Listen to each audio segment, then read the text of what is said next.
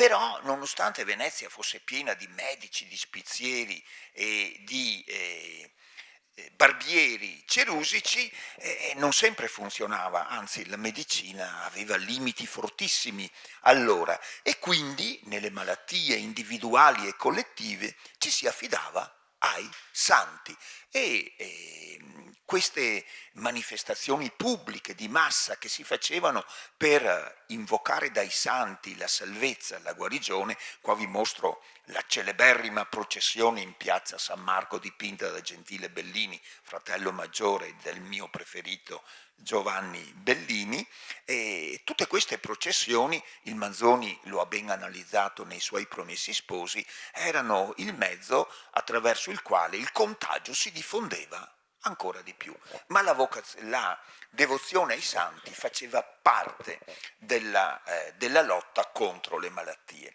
Con tutti questi paletti, una medicina quasi inutile, le processioni, le manifestazioni pubbliche che potevano aumentare le occasioni di contagio, che merito ha la nostra Venezia? Ne ha uno di grandissimo, che tutto il mondo le ha sempre riconosciuto. Tanto è vero che i grandi congressi di medicina di fine Ottocento, di inizio Novecento, quando ci sono le grandi scoperte dei batteri, venivano fatti a Venezia.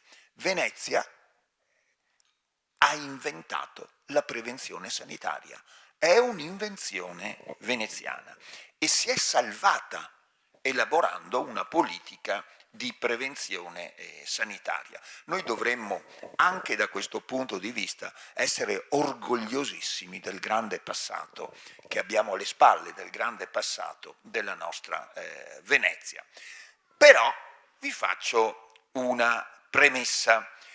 Da dove ricaviamo soprattutto queste informazioni? Perché noi sappiamo tutto o quasi sulla sanità veneziana.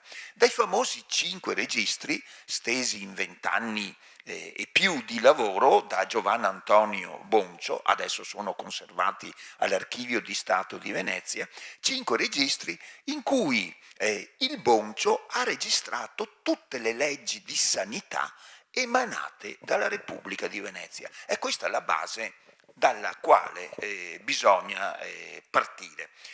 Il fine di questo corpus ingente di leggi sanitarie era tutelare la salute della città, la salute pubblica, ed era una lotta difficile perché Venezia era una delle più grandi città d'Europa, molto abitata, ed era una città cosmopolita in cui la gente arrivava, andava, e lo sapete che le malattie viaggiano insieme con noi.